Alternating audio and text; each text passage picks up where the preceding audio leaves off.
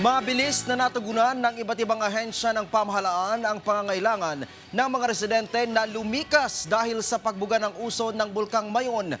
Yan ang sentro ng balita ni JM Thompson. Dahil sa mga palnabo mula sa Bulkang Mayon, kinakailangan lumikas ng mga kababayan nating malapit sa bulkan na apektado nito.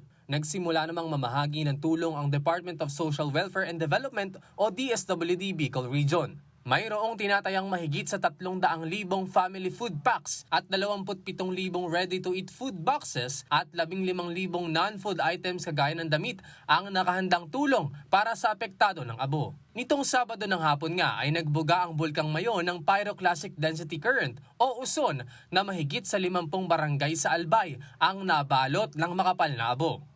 Ayon sa Office of Civil Defense Bicol o OCD5, apektado ang mga barangay sa Kamalig at Ligao City.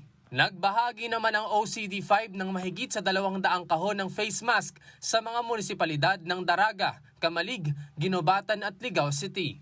Ayon sa Philippine Institute of Volcanology and Seismology o PHIVOLCS, ang abo mula sa Bulkang Mayon ay kasalukuyang papunta sa Kanluran at Timog Kanluran kung saan apektado ang bayan ng Kamalig at Ginobatan, Albay. Handa naman ang Philippine Coast Guard District 5 o PCG5 upang umalalay sa mga mamamayang apektado ng Bulkang Mayon.